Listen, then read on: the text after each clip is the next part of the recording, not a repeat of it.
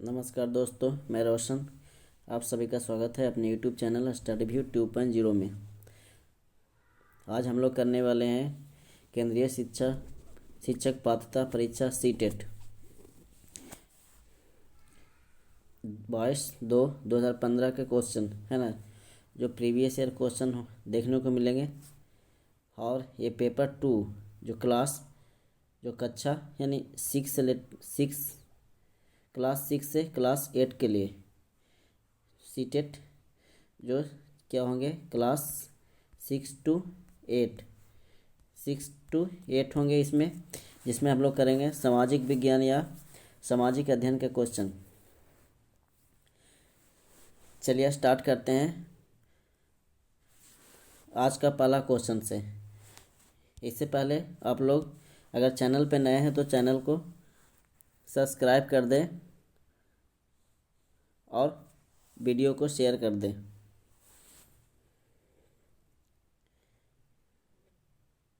चलिए स्टार्ट करते हैं आज का पहला क्वेश्चन से।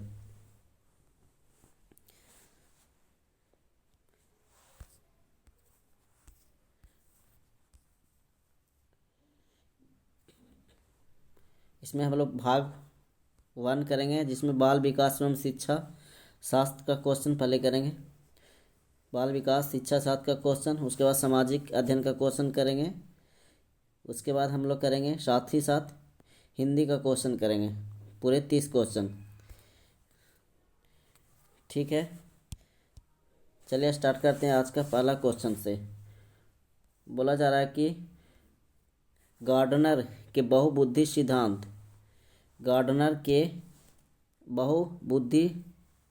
के अनुसार वह कारक जो व्यक्ति के आत्मबोध हेतु सर्वाधिक योगदान देगा वह हो सकता है। गार्डनर के बहुबुद्धि सिद्धांत के अनुसार बोला जा रहा है कि वह कारक जो व्यक्ति के आत्मबोध हेतु सर्वाधिक योगदान देगा वह हो सकता है। तो वह क्या हो सकता है ना, इसका ऑप्शन दिया गया है। इसका क्या हो जाएंगे, अंतः व्यक्तित्व है ना, अंतः व्यक्तित्व। इसमें बोला जा रहा है कि बहुबुद्धि सिद्धांत के अनुसार व्यक्ति के आत्मबोध हेतु अंतः व्यक्तित्व कारक सर्वाधिक क्या होता है, महत्वपूर्ण होते हैं। अंतः व्यक्तित्व सर्वाधिक क्या होंगे, महत्वपूर्ण होंगे। नेक्स्ट क्वेश्चन पे आते हैं। क्वेश्चन नंबर 2, एक शिक्षार्थी केंद्रित कक्ष में अध्यापका करेगी। बोला है कि एक शिक्षार्थी केंद्रित कक्ष में अध्यापका करेगी, क्या करेगी। तो इसको हम लोग देखते हैं। क्वेश्चन नंबर 2, इसका उत्तर क्या हो जाएंगे, इस प्रकार की पद्धतियों को नियोजित करना जिसमें शिक्षार्थियों अपने स्वयं के अधिगम यानी लर्निंग के लिए पहल करने में प्रोत्साहित हो। उसमें क्या होना चाहिए कि इस प्रकार की पद्धतियों को नियोजित करना जिसमें शिक्षार्थियों को अपने स्वयं के अधिगम के लिए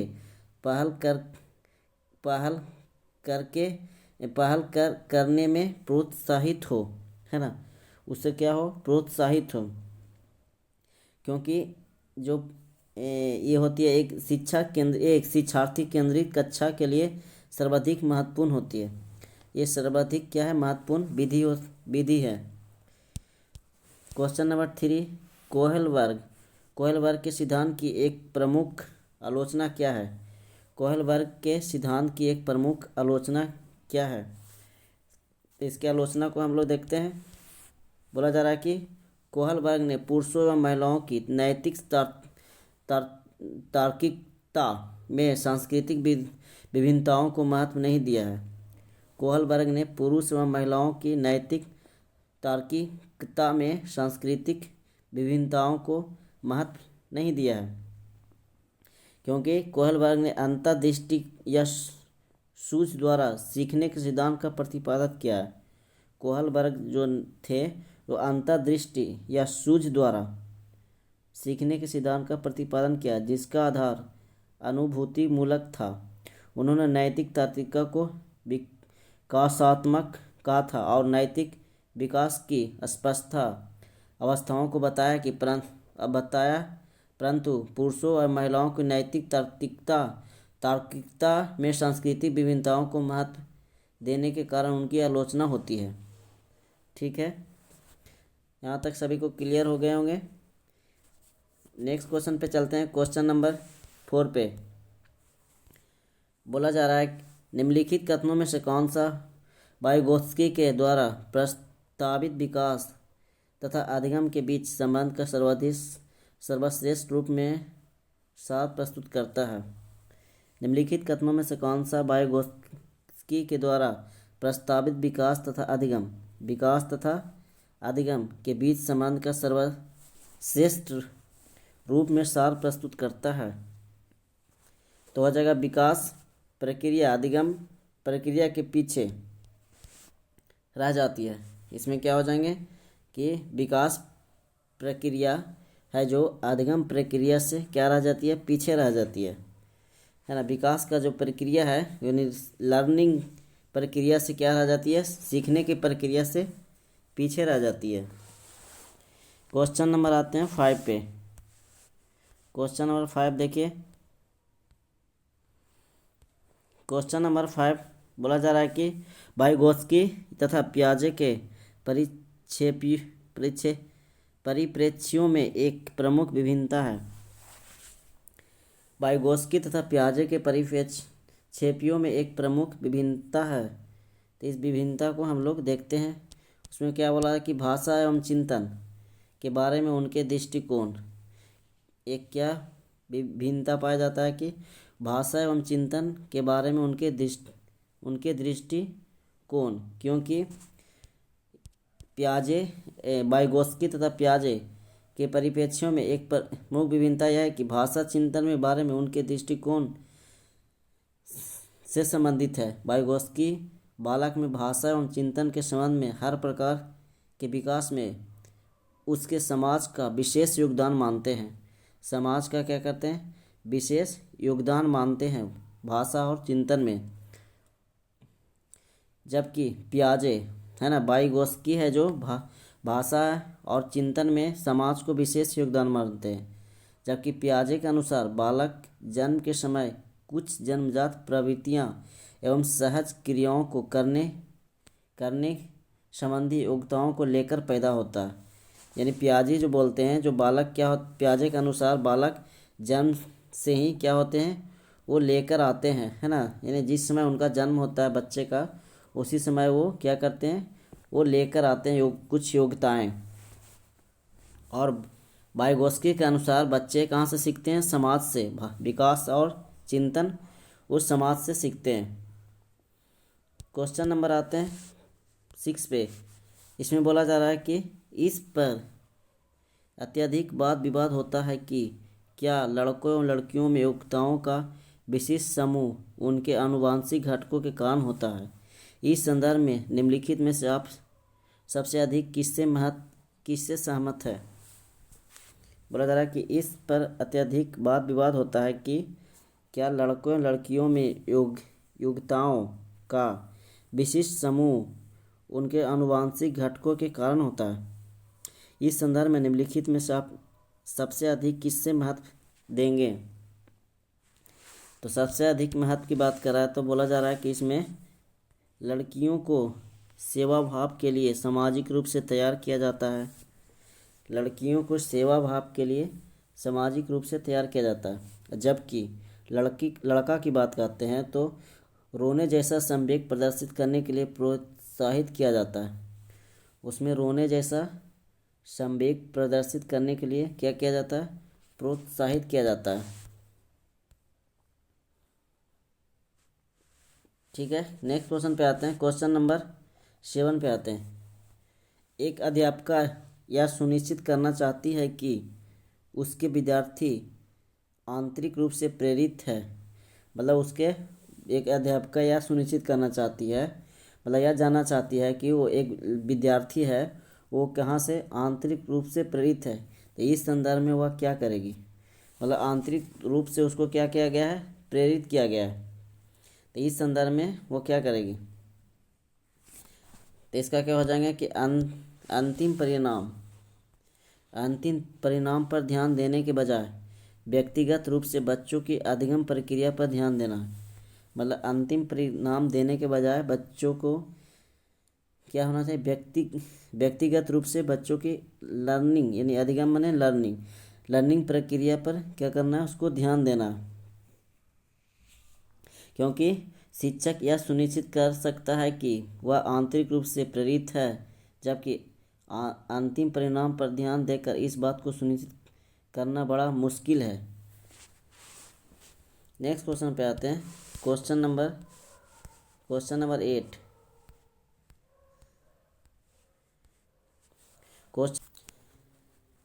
क्वेश्चन नंबर 8 पे आते हैं। क्वेश्चन नंबर 8 में क्या बोला जा रहा है कि कक्षा परीक्षणों में अच्छा प्रदर्शन करने में एक बच्चे की असफलता हमें इस विश्वास की तरफ ले जाती है कि, क्या बोला जा रहा है कि कक्षा परीक्षणों में अच्छा प्रदर्शन करने में एक बच्चे की असफलता, है ना, बच्चे की क्या बोला जा रहा है, असफलता हमें यह विश्वास की तरफ ले जाती है कि, है ना, किस तरफ ले जाती है। चलिए इसको हम लोग देखते हैं।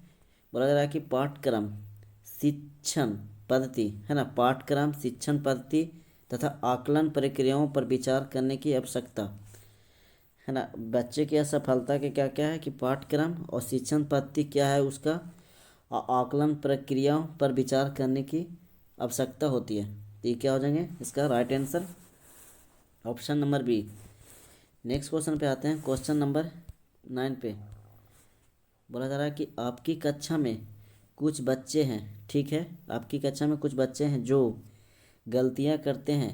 इस परिस्थिति का आपके विश्लेषण के अनुसार इनमें से कौन सा कथन सर्वाधिक उपयुक्त है। क्या बोला जा रहा है इस क्वेश्चन में, आपकी कक्षा में कुछ बच्चे हैं जो गलतियां करते हैं। इस परिस्थिति का आपके विश्लेषण के अनुसार इनमें से कौन सा कथन सर्वाधिक उपयुक्त है। चलिए हम लोग उपयुक्त कथन का चयन करते हैं। क्या हो जाएंगे इसका, को देखते हैं कि उपयुक्त बच्चों ने अभी तक संकलनात्मक स्पष्टता प्राप्त नहीं की है। बच्चों ने अभी तक संकल्पनात्मक स्पष्टता प्राप्त नहीं की है तथा आपको अपनी शिक्षण विधि पर चिंतन करने की आवश्यकता है ना। इसमें क्या बोला था कि आपको अपनी शिक्षण विधि पर चिंतन करने की आवश्यकता है। सभी को यहाँ तक क्लियर है। नेक्स्ट क्वेश्चन पे चलते हैं। अगर आप लोगों को वीडियो की क्वालिटी या कंटेंट पसंद आ रही है तो वीडियो को लाइक कर दें और वीडियो को ज़्यादा से ज़्यादा शेयर कर दें। और इसमें कोई कंपटीशन नहीं है ना, सीटेट में कोई कंपटीशन नहीं होती है, ताकि आपके अलावा दूसरों बच्चों को भी क्या हो, इसमें हेल्प हो। तो सीटेट में कोई कंपटीशन नहीं होती है, ठीक है। तो आप ज़्यादा से ज़्यादा वीडियो को शेयर कर दें। अगर वीडियो अच्छा लग रहा है तो वीडियो को लाइक कर दें। नेक्स्ट क्वेश्चन पे आते हैं। Question number 10। एक विद्यार्थी एक प्रकरण में मुख्य बिंदुओं को रेखांकित करती है। क्या बोला जा रहा है कि एक विद्यार्थी है जो एक प्रकरण में मुख्य बिंदुओं को रेखांकित करती है, उसका एक दृश्यात्मक प्रस्तुतिकरण बनाती है। उसका क्या बना रही है, एक दृश्यात्मक प्रस्तुतिकरण तथा प्रकरण की समाप्ति पर अपने दिमाग में उत्पन्न होने वाले प्रश्नों को प्रस्तुत करती है। वह प्रकरण की समाप्ति पर अपने दिमाग में उत्पन्न होने वाले प्रश्नों को प्रस्तुत करती है। तो उसका हो जाएंगे विचारों के, उसका क्या हो जाएंगे आंसर, इसका क्या हो जाएंगे विचारों के विचारों के संगठन के द्वारा अपने चिंतन को निर्देशित करने की कोशिश कर रही है। विचारों के संगठन के द्वारा अपने चिंतन को निर्देशित करने की इसमें क्या किया जा रहा है, कोशिश कर रहा है ना। क्योंकि अपने चिंतन को निर्देशित करने की कोशिश इसलिए किया जाता है, इसमें क्या है कि दृश्यात्मक प्रस्तुतिकरण बनाकर वह शिक्षार्थी जो विचारों को संगठन के माध्यम से करता है। क्वेश्चन नंबर 11 पे आते हैं। बोला जा रहा है किस प्रकार से एक अध्यापिका बच्चों को बेहतर समस्या समा समाधानकर्ता बनाने में सहायता कर सकती है। किस प्रकार से एक अध्यापिका, है ना, किसकी बात कर रहा है? अध्यापिका की, जो बच्चों को बेहतर समस्या समाधानकर्ता बनाने में सहायता कर सकती है। चलिए इसको हम लोग देखते हैं किस प्रकार से।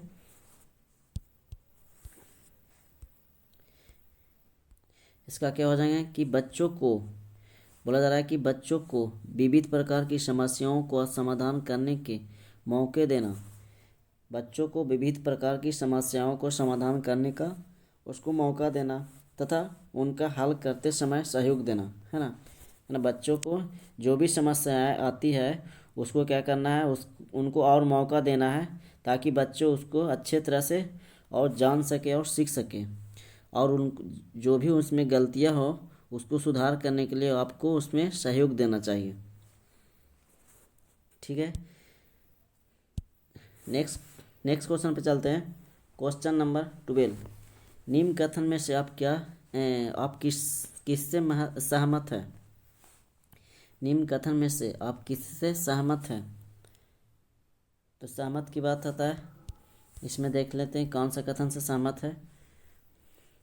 पहला तो बोला है कि इसमें अधिगम पूर्ण रूप से बाह्य उद्दीपन के द्वारा नियोजित होता है ना। अधिगम पूर्ण रूप से बाह्य उद्दीपन के द्वारा नियोजित होता है, तो इसका नहीं, ये नहीं हो जाएंगे। अधिगम तब तक घटित नहीं हो सकता है जब तक कि इसका अंकों के रूप में बाह्य रूप से आकलन नहीं कर सकते, है ना, तो ये भी सही नहीं है। फिर उसके बाद अधिगम केवल तभी होता है यदि वह व्यवहार से में संतुष्ट होता है, तो इसका ऑप्शन ये भी सही नहीं है। चलिए लास्ट ऑप्शन पर चलते हैं, ये सही हो जाएंगे। अधिगम एक सामाजिक सांस्कृतिक परिवेश में घटित होता है ना। अधिगम है जो सामाजिक और सांस्कृतिक परिवेश में घटित होता है ना। लर्निंग प्रक्रिया है जो कहाँ पे, सामाजिक और सांस्कृतिक परिवेश में घटित होता है, क्योंकि सीखने की प्रक्रिया जीवन पर्याप्त चलती रहती है ना। सीखने की प्रक्रिया जीवन पर्याप्त चलती रहती है। अधिगम पर बाह्य एवं आंतरिक उद्दीपन का प्रभाव होता है, यानी सिर्फ बाह्य उद्दीपन का प्रभाव इसमें नहीं होता है, बाह्य एवं आंतरिक दोनों रूप से होता है इसमें, है ना। इसमें बाह्य और आंतरिक दोनों रूप से इसका पड़ता है, क्योंकि अधिगम पर समाज एवं उसके पर्यावरण का प्रभाव पड़ता है। जो अधिगम पे समाज एवं पर्यावरण दोनों का प्रभाव पड़ता है, अर्थात अधिगम एक क्या है, सामाजिक और सांस्कृतिक परिवेश में घटित होता है। सभी को यहाँ तक क्लियर है? नेक्स्ट क्वेश्चन पे चलते हैं। क्वेश्चन नंबर 13 बोला, इनमें से कौन सा बाल विकास का एक सिद्धांत है? इनमें से कौन सा एक बाल विकास का क्या सिद्धांत है? तो हो जाएंगे विकास परिपक्वन तथा अनुभव के बीच अन्योन्याय क्रिया की वजह से घटित होता है ना। विकास जो होता है, जो परिपक्वन तथा अनुभव के बीच अन्योन्याय क्रिया की वजह से क्या होता है, इसमें घटित होता है। क्वेश्चन नंबर आते हैं 14 पे। प्राकृतिक पालन पोषण वाद विवाद के संदर्भ में निम्नलिखित कथनों में से कौन सा आपको उपयुक्त प्रतीत होता है? वाद विवाद के संदर्भ में निम्नलिखित कथनों में से कौन सा है जो सबसे उपयुक्त माना गया है? तो इसका देखते हैं। इसमें वंशानुक्रम, परिवेश अभिन्न रूप से एक दूसरे से गूथे हुए हैं, यानी वंशानुक्रम और परिवेश किस परिवेश में है उस पे एक दूसरे से क्या है, गूंथे हुए हैं, और दोनों विकास को क्या करते हैं, प्रभावित करते हैं, है ना। वंश के अनुसार भी और किस परिवेश में उसका क्या हो रहा है, विकास हो रहा है, किस पर्यावरण में उसका क्या हो रहा है, विकास हो रहा है, तो उस पर भी निर्भर करते हैं। तो वो दोनों इसमें कारक शामिल होते हैं। इसमें क्या होते हैं, विकास में दोनों कारक शामिल होते हैं। क्वेश्चन नंबर आते हैं 15 पे।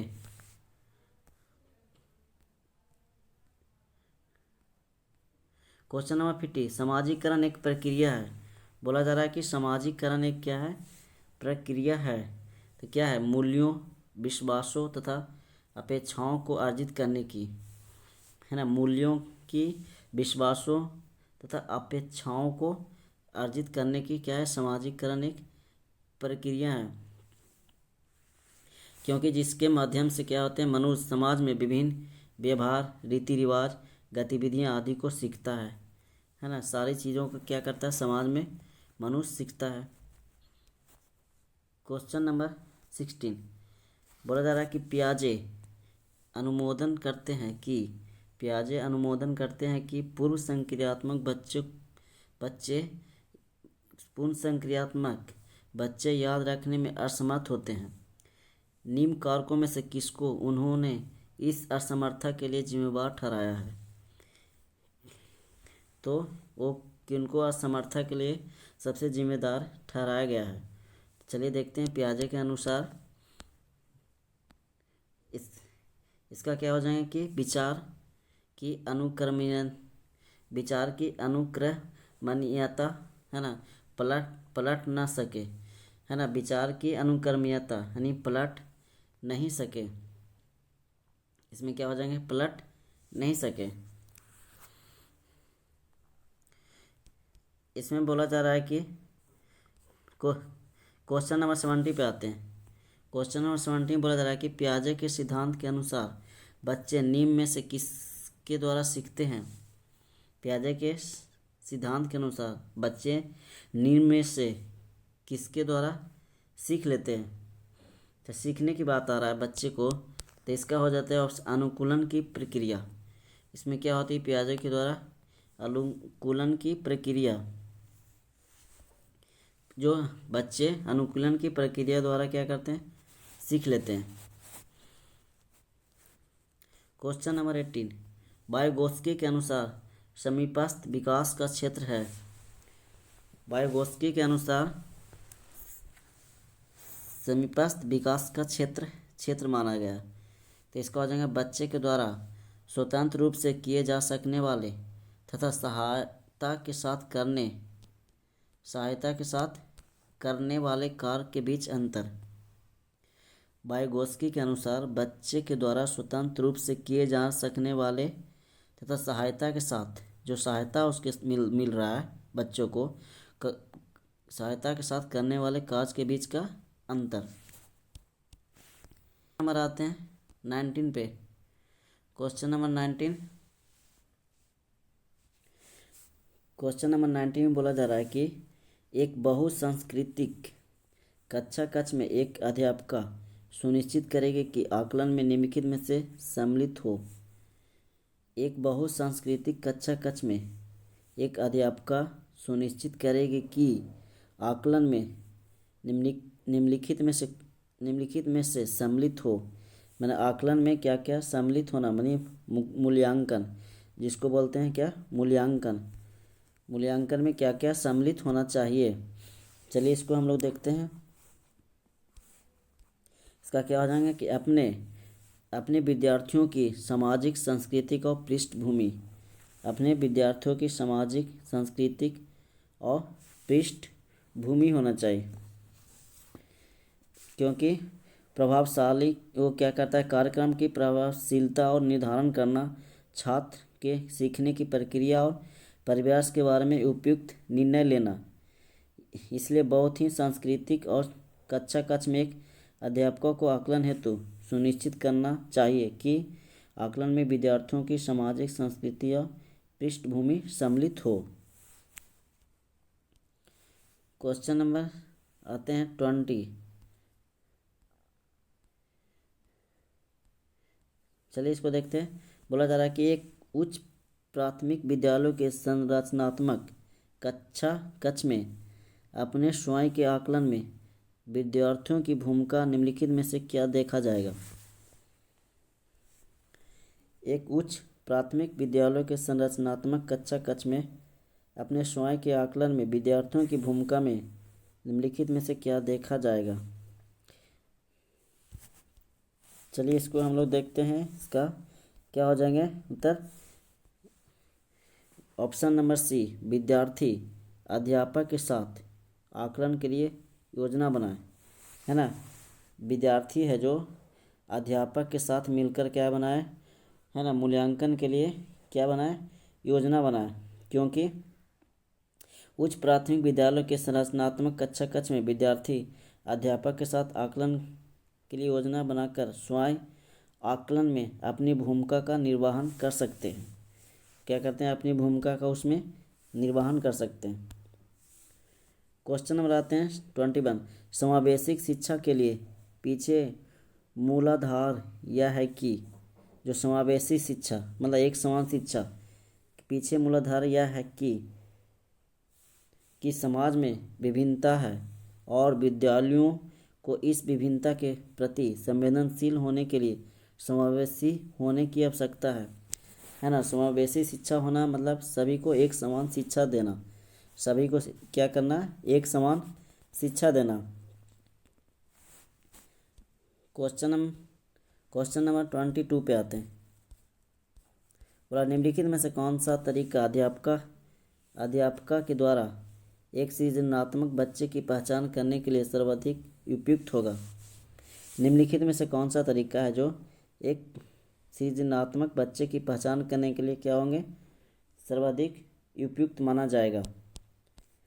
तो इसका हो जाएगा बच्चों का विस्तृत रूप से अवलोकन करना, बच्चों का विस्तृत रूप से अवलोकन करना। अब विशेष रूप से उस समय जब वह समस्याओं को हल करती है, वह समस्याओं को हल करती है। नेक्स्ट क्वेश्चन पे आते हैं। क्वेश्चन नंबर 23 बोला जा रहा है कि एक अध्यापिका समाज के वंचित वर्गों से आए बच्चों की आवश्यकताओं के प्रति प्रभावशाली तरीके से प्रतिक्रिया निम्नलिखित द्वारा कर सकती है ना। एक अध्यापिका जो है समाज के वंचित वर्ग, है ना, कौन सा वर्ग, समाज के वंचित वर्ग से आए बच्चों की आवश्यकताओं के प्रति माना उसकी क्या क्या आवश्यकता है, बच्चों के प्रभावशाली तरीकों से प्रतिक्रिया निम्नलिखित द्वारा कर सकती है। चल इसका क्या हो जाएंगे, देखिए किसके द्वारा करने की बात बोल रही है, तो विद्यालयों, इसमें क्या होगा कि विद्यालय व्यवस्था तथा स्वयं के उन तौर तरीकों के बारे में विचार करना जिनसे पक्षपात एवं रूढ़िबद्धताएं झलकती है। पक्षपात एवं क्या होती है कि रूढ़िबद्धताएं झलकती है। ठीक है, वंचित वर्ग वो होते हैं जो मतलब नीचे मतलब एक वंचित समाज से, है ना, समाज के वंचित लोग, वैसे लोग जो क्या है समाज में वंचित है के प्रति विभिन्न प्रकार की क्या है प्रारंभिक सोच होती है, पूर्वग्रहों का विकास हो जाता है, पूर्वग्रहों का उसमें विकास हो जाता है। विद्यालय में उसे इस तरह के रवैयों को उचित तरीके से नियंत्रित करना चाहिए। अब विद्यालयों की व्यवस्था शिक्षक और विद्यालय प्रबंधन के व्यवहार में दिखनी चाहिए ताकि सुविधाहीन वर्ग के शिक्षार्थियों पर प्रभावी ढंग से ध्यान दिया जा सके। इसमें नेक्स्ट क्वेश्चन पे आते हैं 24 पे। क्वेश्चन नंबर 24 इसमें बोला जा रहा है कि अनुसंधान से पता चलता है कि विद्यालयों में अनेक स्तरों पर विभेदीकरण पाया जाता है। अनुसंधान से पता चलता है कि विद्यालयों में अनेक स्तरों पर विभेदीकरण पाया जाता है। उच्च प्राथमिक स्तर पर इनमें से कौन सा विभेदीकरण एक उदाहरण नहीं है। उच्च प्राथमिक स्तर पर इनमें से कौन सा विभेदीकरण एक उदाहरण नहीं माना गया है। तो इसमें हो जाएगा बहुत से अध्यापक जो हैं पढ़ाने के लिए केवल व्याख्यान विधि का प्रयोग करते हैं। इसमें बहुत सारे जो अध्यापक हैं जो केवल क्या करते हैं, व्याख्यान विधि का प्रयोग करते हैं। क्वेश्चन नंबर आते हैं 25। इनमें से कौन सी अधिगम आवश्यकता वाले बच्चे की एक विशेषता है। इनमें से कौन सी अधिगम आवश्यकता वाले बच्चे की क्या है, एक विशेषता मानी गई है। तो ये हो जाएंगे धारा प्रवाह रूप से पढ़ने तथा शब्दों पर पलट कर जाने में कठिनाई, है ना। धारा प्रवाह पढ़ने तथा शब्दों पर पलट कर जाने में क्या होती है, उसको कठिनाई होती है। इसमें जैसे मंद एवं अपर्याप्त शारीरिक विकास, उसमें क्या होता है कि बच्चे की मंद एवं मतलब कम विकास होता है, शारीरिक विकास भी होता है और सांवेगिक कठिनाइयाँ, अस्थिरता भी होती है उन्हें। इन लक्षणों में से एक होता है जैसे पाठ को धारा प्रवाह पढ़ने से संबंधित कठिनाइयाँ भी होती है बच्चों को, इसलिए धारा प्रवाह रूप से पढ़ने तथा शब्दों को पलटकर जाने में कठिनाई का प्रदर्शन करना ये क्या है, अधिगम अशक्तता वाले बच्चे की एक मुख्य विशेषता है। ये क्या है, एक मुख्य विशेषता। क्वेश्चन नंबर आते हैं 26 पे। निम्नलिखित में से कौन सा कथन सबसे बेहतर ढंग से वर्णन करता है कि कक्षा में बच्चों को प्रश्न पूछने के लिए क्यों प्रोत्साहित करना चाहिए।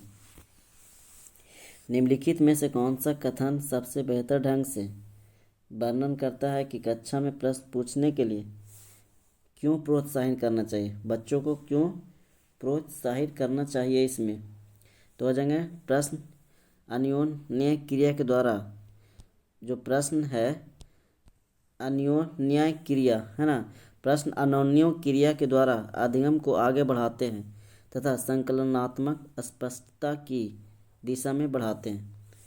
संकलनात्मक स्पष्टता की दिशा में क्या करते हैं, उसको बढ़ाते हैं। नेक्स्ट क्वेश्चन पे आते हैं, क्वेश्चन नंबर 27 पे। 27 में क्या बोला जा रहा है कि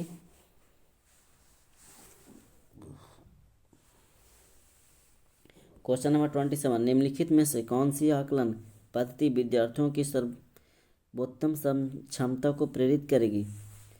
निम्नलिखित में से कौन सी आकलन पद्धति है जो विद्यार्थियों को सर्वोत्तम क्षमता को क्या करना चाहेगी, इसमें प्रेरित। तो हो जाएंगे जब संकलनात्मक परिवर्तन तथा विद्यार्थियों को वैकल्पिक समाधानों को आकलन की विभिन्न विधियों के द्वारा आकलित किया जाता है। इसमें होता है कि संकलनात्मक परिवर्तन होता है, क्या परिवर्तन होता है तथा विद्यार्थियों के वैकल्पिक समाधानों को द्वारा मतलब उसके क्या क्या उसको वैकल्पिक समाधान दिया जाए और आकलन की विभिन्न विधियों के द्वारा आकलित किया जाता है। ये क्या है, एक तरह से एक श्रेष्ठ पद्धति माना जाता है इसको। संकलनात्मक परिवर्तन एक क्या है, विद्यार्थियों के वैकल्पिक समाधान के लिए एक श्रेष्ठ पद्धति माना जाता है इसको। क्वेश्चन नंबर 28 पे आते हैं। एक बच्चे को सहारा देने की मात्रा एवं प्रकार के परिवर्तन इस बात पर निर्भर करता है, बच्चे को सहारा देने की मात्रा एवं प्रकार के परिवर्तन इस बात का निर्भर करता है कि है ना, यह निर्भर करता है कि बच्चे के निष्पादन का स्तर। इसमें क्या हो जाएंगे, बच्चे के निष्पादन का स्तर। नेक्स्ट क्वेश्चन पे चलते 29 पे। उच्च प्राथमिक विद्यालय की गणित अध्यापिका के रूप में आप विश्वास करती है कि उच्च प्राथमिक विद्यालय बताया जा रहा है जिसमें गणित की अध्यापिका के रूप में आप विश्वास करती है कि किस पे अब विश्वास करते हैं। तो हो जाएंगे विद्यार्थियों की गलतियाँ उनके चिंतन में अंतर्दृष्टियाँ उपलब्ध कराती है। विद्यार्थियों की गलतियाँ हैं जो उनके चिंतन में अंतर्दृष्टियाँ उपलब्ध कराती है। ऐसा विश्वास करते हैं कि गणित विषय पढ़ने वाले विद्यार्थी यदि गलतियाँ करते हैं तो यह गलतियाँ उनके चिंतन में क्या करती है, अंतर्दृष्टियाँ उपलब्ध कराती है। नेक्स्ट क्वेश्चन पे आते हैं, क्वेश्चन नंबर 30। इस कथनों में से आप किसमें सहमत हैं। इस कथनों में से आप किससे क्या है जो सहमत माना गया है। तो सहमत इसमें किससे हो जाएंगे, एक बच्चे की असफलता व्यवस्था तथा बच्चे के प्रति प्रतिक्रिया करने में इसकी असमर्थता का एक क्या है, प्रतिबिंब है। एक बच्चे की असफलता व्यवस्था बच्चे के प्रति प्रतिक्रिया करने में इसकी असमर्थता का एक क्या है, प्रतिबिंब माना गया। नेक्स्ट क्वेश्चन पे आते हैं, क्वेश्चन नंबर 31 पे।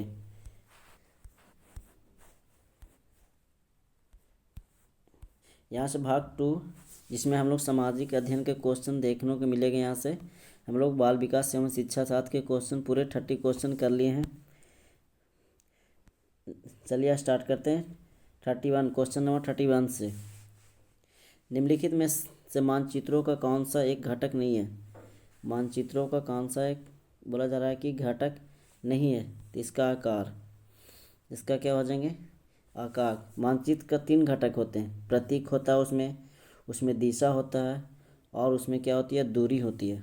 क्या क्या है ना, क्या क्या होता है इसमें? प्रतीक, दिशा और दूरी। मानचित्र के 3 घटक होते हैं। क्वेश्चन नंबर आते हैं 32।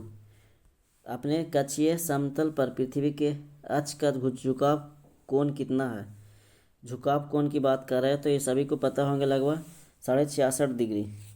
अपने किस पे अक्ष का अपने कक्षीय समतल पर पृथ्वी के अक्ष का झुकाव है ना, इसका क्या हो जाएंगे? 66.5 डिग्री झुकी हुई, जबकि पृथ्वी का अपने अक्ष पर झुकाव कितनी है? 23.5 डिग्री। पृथ्वी पर अपने अक्ष पे झुकाव 23.5 डिग्री है, मगर अपने कक्षीय समतल पर पृथ्वी के अक्ष का झुकाव अनाती पृथ्वी के अक्ष का झुकाव के साथ बात करते हैं तो इसका 66.5 डिग्री का कोण बनाती है। अब पृथ्वी खुद कितने डिग्री पे झुका है? 23.5 डिग्री। अगर आज की बात करेंगे तो कितना हो जाएगा? 66.5 डिग्री। ठीक है। क्वेश्चन नंबर 8 है 33। जनपद पंचायत के अंतर्गत, जनपद पंचायत के अंतर्गत कई ग्राम पंचायत होती है। इसमें कई ग्राम पंचायत होती है। क्वेश्चन नंबर आते हैं 34। सामाजिक विज्ञापनों पर निम्नलिखित 2 कथनों तथा 1 और 2 पर विचार कीजिए और सही उत्तर का क्या करना है? चयन करना। चलिए इसमें देखते हैं सही उत्तर इसका क्या हो जाएंगे। इसका 1 सही और 2 क्या हो जाएंगे? इसका 1 सही या 2 गलत है। यानी बोला जा रहा है कि सामाजिक विज्ञापन वे विज्ञापन हैं जो समाज के लिए विस्तृत स्तर पर संदेश का प्रसारण करते हैं। ये सही हो जाएंगे। उसके बाद बोला जा रहा है कि सामाजिक विज्ञापन केवल सरकार द्वारा प्रस्तुत किए जाते हैं। ये क्या हो जाएंगे? गलत हो जाएंगे, है ना। ये केवल सरकार द्वारा नहीं, ये पूरे समाज के लिए विस्तृत स्तर पर संदेश का प्रसारण करते हैं। Question number 35। भारत का निम्नलिखित में से कौन सा राज्य, 1 मिनट, ठीक है, भारत का निम्नलिखित में से कौन सा राज्य कलमकारी छापे के लिए लोकप्रिय है? कलमकारी छापा पूछा जा रहा है तो आंध्र प्रदेश हो जाएंगे। कलमकारी छापा जो क्या है? रंगोली का एक रूप है। रंगोली का कलमकारी छापा क्या है? एक रूप है। यह आंध्र प्रदेश राज्य में प्रचलित है। उसके बाद रंगोली जो है निम्न रूप से तमिलनाडु में कोल्लम, अगर तमिलनाडु की बात करते हैं तो इसमें क्या हो जाएंगे? कोल्लम, है ना, कोल्लम। ठीक है, तमिलनाडु में क्या हो जाएंगे? कोल्लम हो जाएंगे। पंजाब में क्या हो जाएंगे? रंगोली, इसको मेहंदी बोलते हैं, मेहंदी। ठीक है, पंजाब में मेहंदी हो जाएंगे। अगर कर्नाटक की बात करते हैं तो किस कर्नाटक में हो जाएगा? रंगवल्ली। इसका क्या हो जाएंगे? रंग, यहाँ लिख देते हैं रंगवल्ली, रंगवल्ली। यहाँ फिर से लिख देते हैं रंगवल्ली। ठीक है।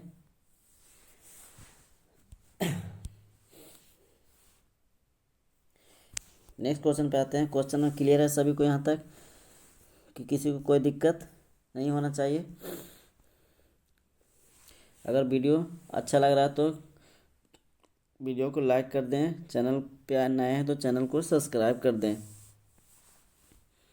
क्वेश्चन नंबर आया है क्वेश्चन नंबर 36। निम्नलिखित जनजातीय समूह में से कौन सा मुख्यतः उत्तराखंड में केंद्रित है? निम्नलिखित जनजातीय समूहों में कौन सा है जो उत्तराखंड में क्या है केंद्रित है, तो हो जाएंगे भोटिया। इसका क्या हो जाएंगे, इसका भोटिया हो जाएंगे, है ना, जो उत्तराखंड में क्या है केंद्रित है। भील, भील, गोंड, ये भील लगभग कहाँ पे पाए जाते हैं, ये झारखंड, गोंड भी झारखंड में पाए जाते हैं। इसके कुछ कुछ भाग छत्तीसगढ़ में, ठीक है। नेक्स्ट नेक्स्ट क्वेश्चन पे आते हैं, क्वेश्चन नंबर 37 पे। क्वेश्चन नंबर 37, लगभग 2000 वर्ष पूर्व निम्नलिखित में से कौन से शासक रेशम मार्ग पर नियंत्रण रखने के लिए सर्वाधिक प्रसिद्ध थे। तो रेशम मार्ग की बात करते हैं तो इसका क्या हो जाएंगे, कुषाण हो जाएंगे। इसका क्या हो जाएंगे, रेशम मार्ग की सबसे ज़्यादा जो किया था वो कुषाण थे, है ना, सिल्क रूट जिसको बोलते हैं। क्वेश्चन नंबर 38, सहायक संधि के अंतर्गत ईस्ट इंडिया कंपनी ने राज्यों के भारतीय शासकों को बाध्य किया। सहायक संधि के अंतर्गत ईस्ट इंडिया कंपनी ने राज्यों के भारतीय शासकों को क्या किया था, उसने बाध्य किया था। इसका आंसर देखिए, इसका क्या हो जाएंगे कि उनकी कोई अपनी स्वतंत्रता सैनिक शक्ति, उनकी कोई अपनी स्वतंत्र सैनिक शक्ति नहीं होगी, परंतु वो केवल कंपनी के द्वारा सुरक्षा प्राप्त कर सकेंगे और इसके रख रखाव का खर्चा उन्हें वहन करना होगा। उन्हें क्या हो, रख रखाव का खर्चा वहन करना होगा। उनकी कोई अपनी स्वतंत्र सैनिक शक्ति नहीं होगी, परंतु केवल कंपनी के द्वारा सुरक्षा प्राप्त कर सकेंगे और इसके रख रखाव का खर्चा उन्हें वहन करना यानी देना पड़ेगा ईस्ट इंडिया कंपनी के द्वारा। क्वेश्चन नंबर आते हैं, क्वेश्चन नंबर 39,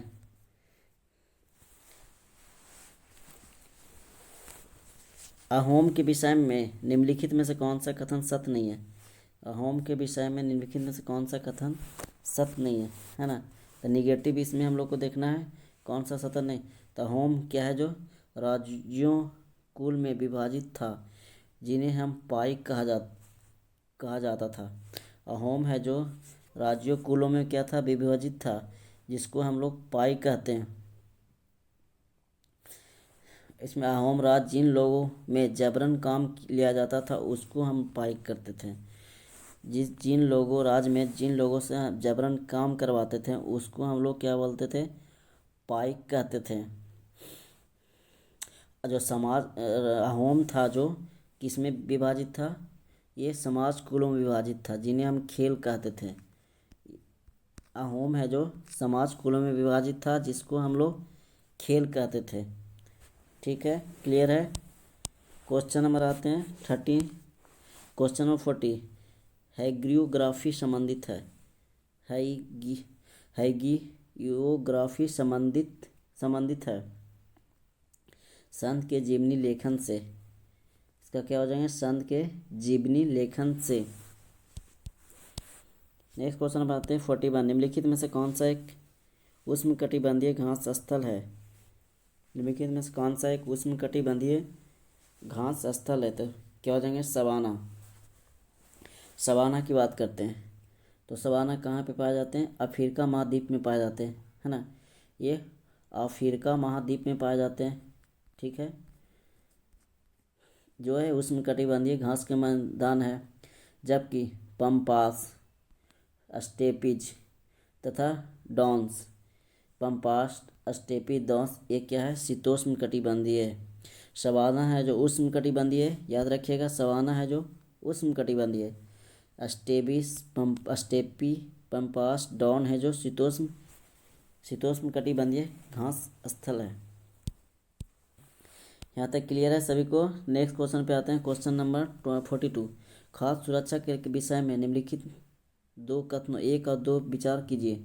1 और 2 पर क्या करना है, विचार, और सही उत्तर का चयन करना। तो सही उत्तर हम लोग इसका देख लेते हैं। इसका सही उत्तर क्या हो जाएंगे, सही, ये सही है और 2 क्या हो जाएगा इसमें गलत। ये है जो सही है, 2 गलत है, यानी कृषि के विकास का चरम लक्ष्य खाद्य सुरक्षा को बढ़ाना। सही हो जाएंगे। कृषि के विकास का चरम लक्ष्य क्या होता है? खाद्य सुरक्षा को बढ़ाना। नेक्स्ट आता है खाद्य सुरक्षा से अभिप्राय है प्राकृतिक आपदाओं के दौरान जब खाद्य सामग्री की कमी होती है तब सभी लोगों को खाद्य सामग्री उपलब्ध कराना। तो ये क्या हो जाएंगे? ये गलत हो जाएंगे। इसमें खाद्य सुरक्षा तभी बनी रहती है जब व्यक्तियों को क्रियाशील और स्वस्थ जीवन जीने के लिए आहार की आवश्यकता और प्राथमिकता के आधार पर हर समय पर्याप्त सुरक्षित पौष्टिक खाद्य पदार्थ की सुविधा उपलब्ध हो। नेक्स्ट क्वेश्चन पे आते हैं। क्वेश्चन नंबर 43 पे निम्नलिखित में से किस एक को जीवाश्म ईंधन माना जाता है? निम्नलिखित में से किस एक को जीवाश्मी ईंधन के रूप में माना जाता है? तो इसका हो जाएंगे जलाऊ लकड़ी जीवाश्म ईंधन के रूप में माना जाता है। जैसे हम लोग बात करते हैं कोयला पेट्रोलियम, है ना, कोयला पेट्रोलियम प्राकृतिक गैस क्या है कुछ ये सब जितने भी सारे चीज़ है जैसे समाप्त होने वाले प्राकृतिक संसाधनों का निर्माण सजीव प्राणियों के मृत अवशेषों से यानी जीवाश्म से प्राप्त होते हैं। ये सारे जीवाश्म से प्राप्त हुए हैं, अतः इन्हें जीवाश्म ईंधन कहते हैं। इन्हें क्या बोलते हैं? जीवाश्म ईंधन बोलते हैं, है ना। नेक्स्ट क्वेश्चन पे आते हैं 44 पे। क्वेश्चन नंबर 44 निम्नलिखित में से कौन सा एक केवल तटीय क्षेत्र में अत्यधिक विनाशक कर सकता है? तटीय क्षेत्र में अत्यधिक क्या हो जाएंगे? जो अत्यधिक विनाशक कर सकता है तो इसका हो जाएंगे सुनामी, है ना। सुनामी जो तटीय क्षेत्र समुद्र के किनारे आते हैं, सुनामी जो समुद्र के किनारे रहने वाले जितने भी व्यक्ति जानवर, है ना, जितने भी एनिमल जानवर व्यक्ति हो गए, घर, है ना, घर और सारे जितने भी चीज़ हैं वो क्या हो जाएंगे? सारे सुनामी के द्वारा नष्ट हो जाएंगे। पेड़ पौधे जंगल, है ना, ये सारे। नेक्स्ट क्वेश्चन पे आते हैं। क्वेश्चन नंबर आते हैं 45। क्वेश्चन नंबर 45 पे आइए। एक मिनट। क्वेश्चन नंबर 45 चलिए देखते हैं। क्वेश्चन नंबर 45 में क्या बोला जा रहा है कि पृथ्वी की सबसे आंतरिक परत मुख्यतः बनी है। पृथ्वी की सबसे आंतरिक परत मुख्यतः बनी है तो हो जाएंगे किस चीज़ की बनी होती है? सबसे आंतरिक परत निकेल और लोहा की। इसमें क्या हो जाएंगे? निकेल और लोहा, है ना, जिसको हम लोग क्रूड बोलते हैं। पृथ्वी की आंतरिक परत को हम लोग क्या बोलते हैं? क्रूड के नाम से जानते हैं या कोर के नाम से भी जानते हैं। इसका विस्तार की बात करें तो लगभग कितना हो जाएंगे? 2900 किलोमीटर। इसका विस्तार कितना हो जाएंगे? 2900 किलोमीटर से लेके कितना हो जाएंगे? 63 से 71 किलोमीटर। 2900 किलोमीटर से 63 से 71 किलोमीटर, है ना। इसका निर्माण लोहे और निकेल से होता है, जिसको हम लोग इसको नीफे के नाम से जानते हैं। इसको किस नाम से? नीफे के नाम से भी जानते हैं। नेक्स्ट क्वेश्चन पर आते हैं 46 पे। बोला जा रहा है कि निम्नलिखित में से कौन सी एक आकृति नदी के निक्षेपण कार्य का परिणाम है? निक्षेपण कार्य का परिणाम है तो हो जाएगा बाढ़कृत मैदान। बाढ़कृत मैदान है जो क्या होता है? नदी के निक्षेपण द्वारा ही निर्मित होती है ना। स्थलकृत द्वारा ही क्या होती है? निर्मित होती है। इसमें जल राशि एवं परिवहन बाढ़ बढ़ने से नदी निम्नवर्ती क्षेत्रों में अपसादों का निक्षेप कर देती है और बाढ़ की समाप्ति के बाद जो क्या करता है कि नदी का तलछट उस क्षेत्र में बिछ जाता है, जिसे बाढ़ का मैदान कहते हैं। क्वेश्चन नंबर आते हैं 47 पे। किसी भूकंप के दौरान रिएक्टर स्केल की तीव्रता पर वस्तुएं गिरने लगती है किसी भूकंप के दौरान है जो रिक्टर स्केल की तीव्रता पर वस्तुएं क्या होती है, गिरने लगती है। कब, कितना होना चाहिए कम से कम, तो 5 से अधिक होगा रिक्टर स्केल अगर भूकंप की तीव्रता, तो कोई भी वस्तु हो जाएंगे वो क्या होने लगे, वो गिरने लगेंगे। जहाँ खड़ी है वहाँ से क्या होने लगेंगे, वो एकाएक गिरने लगेंगे। 48 पे आते हैं, क्वेश्चन नंबर 48। औपनिवेशिक काल के दौरान भारत में ब्रिटिश काल के आने के साथ निम्नलिखित में से किस एक का चलन प्रारंभ हुआ था। निम्नलिखित में से किस एक का चलन क्या हुआ था, प्रारंभ हुआ था, तो तैल चित्र का। इसका क्या हो जाएगा, तैल चित्र। ये क्या था, यूरोपीय कलाकार अपने यथार्थवाद का विचार लेकर आए थे। 49 पे आते हैं। लगभग 2000 वर्ष पहले वाराणसी एक प्रसिद्ध शिल्प केंद्र था जहाँ क्या थे, श्रेणी थे। तो हो जाएंगे शिल्पकारों और व्यापारियों के संघ। शिल्पकारों और व्यापारियों के संघ। नेक्स्ट क्वेश्चन पे आते हैं 50। पांडुलिपियों और अभिलेखों पर निम्नलिखित कथनों पर 1 और 2 पर विचार कीजिए तथा सही उत्तर का इसमें चयन करना है। तो इसका देख लेते हैं सही उत्तर क्या हो जाएंगे। 1 और 2 दोनों सही है, 1 और 2 दोनों इसमें सही हो जाएंगे। यानी पांडुलिपियाँ प्राय ताड़पत्रों अथवा भूर्ज नामक वृक्ष की छाल से विशेष तरीके से तैयार भोजपत्र पर लिखी जाती थी। ये सही हो जाएंगे। अभिलेख पत्थर तथा धातु जैसी अपेक्षाकृत कठोर सतहों पर उत्कीर्ण किए जाते थे। अभिलेख पत्थर तथा धातु जैसी अपेक्षाकृत कठोर सतहों पर क्या किए जाते थे, उत्कीर्ण किए जाते थे। इसका क्या हो जाएगा, दोनों सही है। 51 पे आते हैं। दिल्ली के सुल्तानों के शासनकाल में निम्न में से कौन सी एक प्रशासनिक भाषा थी। कौन सी एक प्रशासनिक भाषा थी, तो फारसी। दिल्ली के सुल्तानों के शासनकाल में निम्न में से कौन सी एक प्रशासनिक भाषा थी, तो इसका हो जाएगा फारसी। बौद्ध धर्म में बोधि तत्व थे। बौद्ध धर्म में क्या थे, बोधि तत्व थे। तो हो जाएंगे वे लोग जिन्होंने प्रबोध यानी निर्वाण प्राप्त किया था। वे लोग जिन्होंने निर्वाण की प्राप्ति की थी वो बोधि तत्व कहलाते थे। नेक्स्ट क्वेश्चन पे आते हैं। वो क्या करते थे, उन्होंने देवता की तरह पूजा जाता था। उन्हें देवता की तरह क्या किया जाता था, पूजा जाता था। क्वेश्चन नंबर आते हैं 53 पे। चोल साम्राज्य में सभा का सदस्य बनने के लिए निम्नलिखित में से कौन सी एक शर्त नहीं थी। चोल साम्राज्य में सभा का सदस्य बनने के लिए निम्नलिखित में से कौन सी एक शर्त इसमें नहीं माना जाता। तो उनकी उम्र 25 से 70 वर्ष के बीच होनी चाहिए। उनकी उम्र 25 से 70 वर्ष के बीच होनी चाहिए। इसमें क्या क्या होनी चाहिए थी, देखिए कुछ लोगों को ऐसी भूमि का स्वामी होना चाहिए जहाँ से वह भू राजस्व वसूला जाता था। ये हो जाएंगे। उसके बाद उनके पास अपना घर होना चाहिए, ये भी होना चाहिए। फिर उसके पास 35 से 70 बीच होने, उसकी उम्र कितनी होनी चाहिए, 35 वर्ष के 70 वर्ष। उन्हें प्रशासनिक मामलों की अच्छी जानकारी होनी चाहिए और ईमानदार होना चाहिए। ठीक है।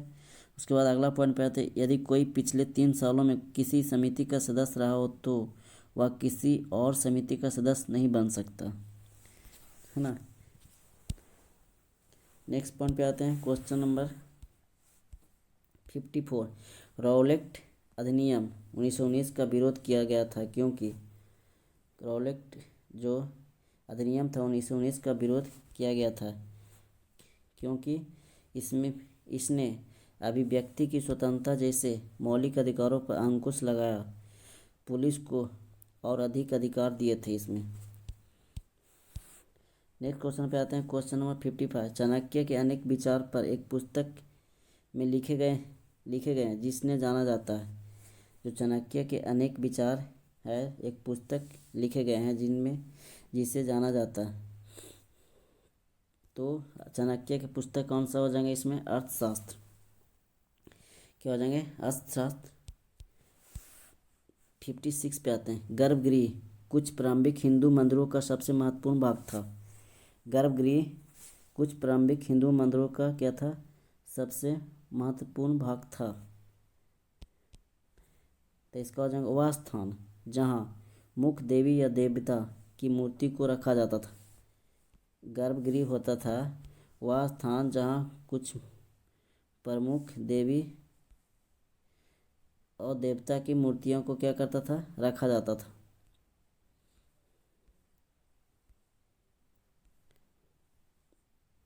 ठीक है, क्वेश्चन इसका आंसर क्या हो जाएगा? सी। वह स्थान जहाँ मुख्य देवी या देवता की मूर्तियों को रखा जाता था उसको गर्भगृह कहते थे। क्वेश्चन नंबर 57, निम्न घास भूमियों में से कौन सी अमेरिकी मूल निवासियों का निवास स्थल है? निम्न घास भूमियों में से कौन सी अमेरिकी मूल निवासियों का क्या है? निवास स्थल है। तो प्रेरीज, इसका क्या हो जाएंगे? प्रेरीज। यूरोप में क्या पाए जाते हैं?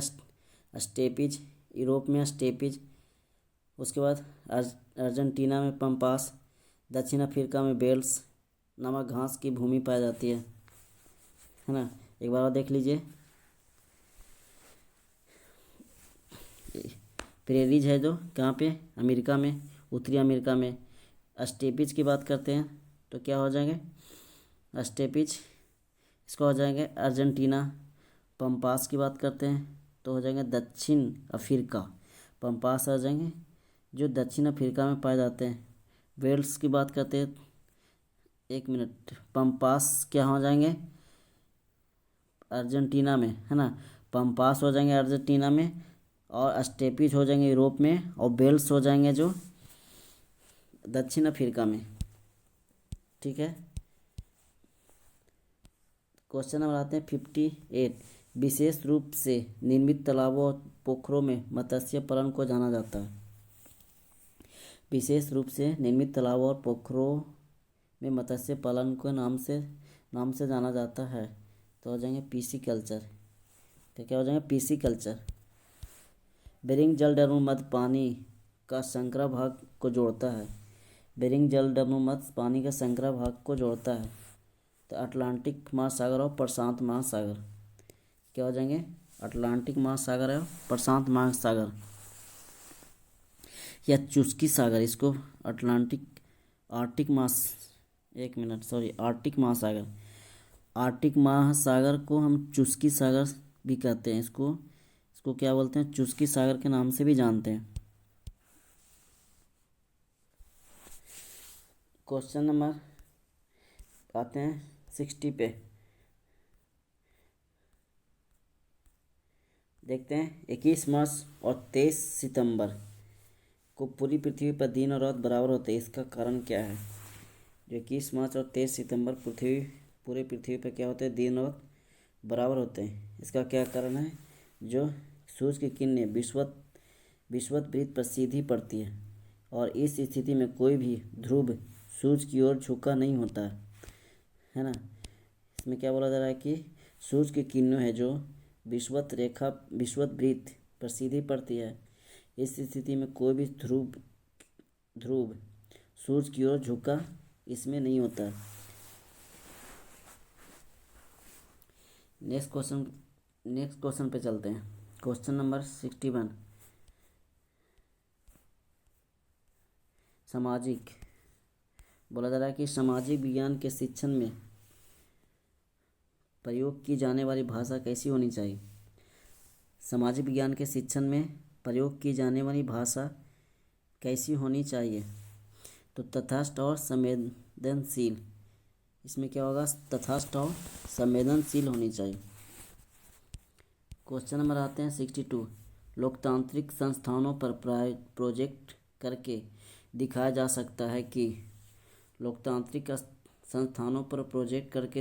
सकता है कि इनका विश्लेषण करके इनकी विशेषताओं और चुनौतियों को पहचाना जा सकता है। इनका विश्लेषण करके इनकी विशेषताओं और चुनौतियों को पहचाना जा सकता है।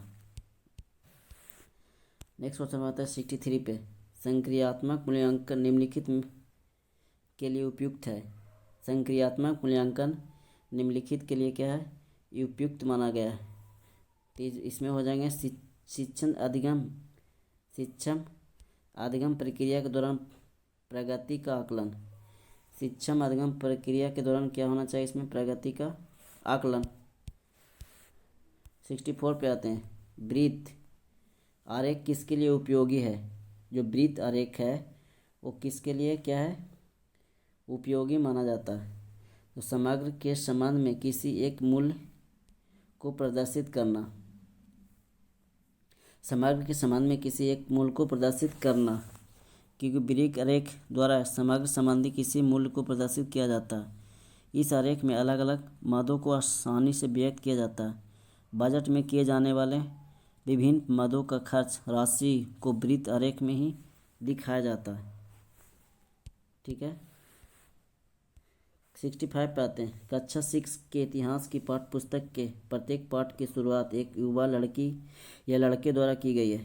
आपको विचार में पाठ्य पुस्तक निर्माता द्वारा यह रणनीति क्यों अपनाई गई है, इसको हम लोग देखते हैं।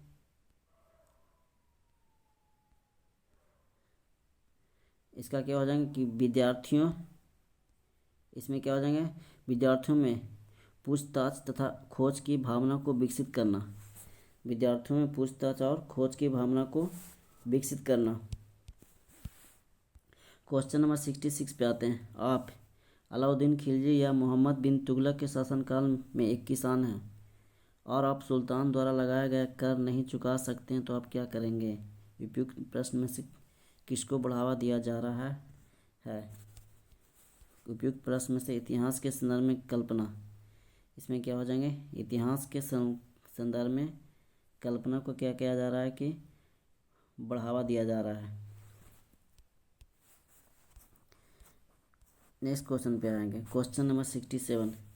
उच्च प्राथमिक स्तर पर भूगोल और अर्थशास्त्र एक साथ निम्न में से सहायक हो सकते हैं।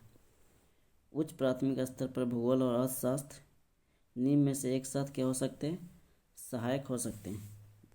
तो इसमें हो जाएंगे पर्यावरण, संसाधन एवं विकास के मुद्दों के प्रति दृष्टिकोण विकसित करना। पर्यावरण, संसाधन एवं विकास के मुद्दों के प्रति दृष्टिकोण विकसित करना, क्योंकि भूगोल तथा अर्थशास्त्र एक दूसरे के पूरक विषय होते हैं, इसलिए दोनों का अध्ययन पर्यावरण, संसाधन, विकास के मुद्दों के प्रति दृष्टिकोण विकसित करने में क्या होता है, सहायक होता है। 68 पे आते हैं। रचनात्मक मूल्यांकन कब किया जाता है। रचनात्मक मूल्यांकन कब किया जाता है, शिक्षण अधिगम प्रक्रिया के दौरान। जब क्या होता है, शिक्षण अधिगम प्रक्रिया चलते रहता है। Question number 69। कक्षा कक्ष में पक्षपात, भेदभाव और पूर्वाग्रहों को किसके द्वारा दूर किया जा सकता है। कक्षा कक्ष में जो पक्षपात है और भेदभाव है और जो पहले से चला आ रहा है जो चीज़ें पूर्वाग्रह, उसको हम लोग कैसे दूर करेंगे। तो हम लोग दूर करेंगे सामाजिक वास्तविकताओं के विभिन्न आयामों के बारे में परिचर्चा करके, है ना। सामाजिक वास्तविकताओं के विभिन्न आयामों के बारे में परिचर्चा करेंगे, तब उसको क्या कर सकते हैं, हम लोग कर सकते हैं। नेक्स्ट क्वेश्चन पे आते हैं 70। एक क्षेत्र के इतिहास के पाठ को शिक्षक वह अभी पढ़ा रही है, आपके विचार में वह को क्या करना चाहिए। तो इसमें विभिन्न कालावधियों में समानताओं तथा परिवर्तनों पर प्रकाश डालना। इसमें विभिन्न कालावधियों में समानताओं तथा परिवर्तनों पर क्या करना चाहिए, प्रकाश डालना चाहिए। क्वेश्चन नंबर आते हैं 71 पे।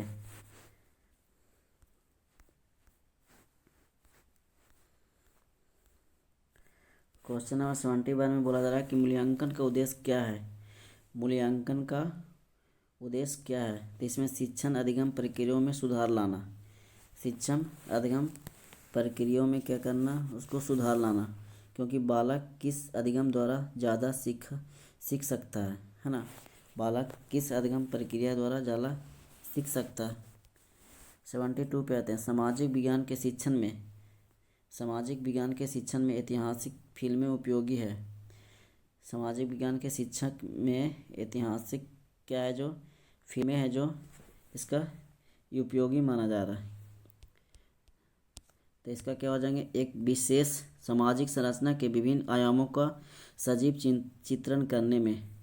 एक विशेष सामाजिक संरचना के विभिन्न आयामों का सजीव चित्रण क्या करने में। 73 पे आते हैं। सामाजिक विज्ञान की पाठ्य पुस्तक के प्रति क्या दृष्टिकोण होना चाहिए। सामाजिक विज्ञान के पाठ्य पुस्तक के प्रति क्या दृष्टिकोण होना चाहिए। तो इसमें होगा आगामी पूछताछ के अवसर के रूप में। आगामी पूछताछ के अवसर के रूप में यह सोच बच्चों को पाठ्य पुस्तकों के परे जाकर पठन और अवलोकन के लिए प्रोत्साहित करेगी। 74 पे आते हैं। तत्वा मत्स्य संघ मछुआरों की सहकारी समितियों का एक संघ जो जंगलों से विस्थापित निवासियों के अधिकारों के लिए लड़ रहा है, किस राज्य में है। तो ये हो जाएंगे किस राज्य में पूछा जा रहा है, तो मध्य प्रदेश। इसका क्या हो जाएंगे, मध्य प्रदेश। 75 पे आते हैं। संविधान के अनुच्छेद 22 में उल्लिखित फौजदारी कानून के अंतर्गत प्रत्येक गिरफ्तारी व्यक्तियों को निम्नलिखित में से कौन सा मौलिक अधिकार नहीं दिया गया। संविधान के अनुच्छेद 22 में उल्लिखित फौजदारी यानी दंड कानून के अंतर्गत प्रत्येक गिरफ्तारी व्यक्तियों को निम्नलिखित में से कौन सा मौलिक अधिकार नहीं दिया गया। तो इसमें हो जाएंगे पुलिस हिरासत में दिए गए इकबालिया बयान को आरोपी के खिलाफ सबूत के तौर पर इस्तेमाल किया जा सकता है। पुलिस है जो हिरासत में दिए गए इकबालिया बयान को आरोपी के खिलाफ सबूत के तौर पर इस्तेमाल किया जा सकता है। ठीक है।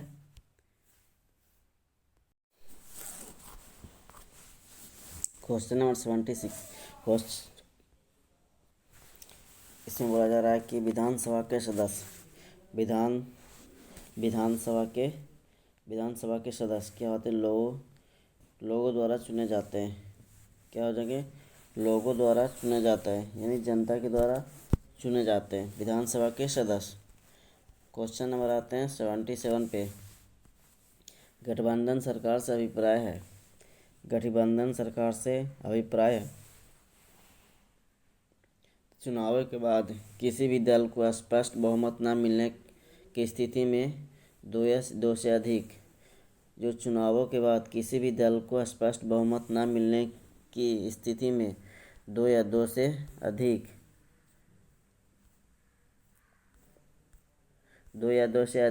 राजनीतिक दलों के बीच सत्ता की साझेदारी की जाती है। उसमें क्या की जाती है, सत्ता की साझेदारी की जाती है। क्वेश्चन नंबर आते हैं 78 पे। उच्च प्राथमिक स्तर पर सामाजिक विज्ञान में शामिल है।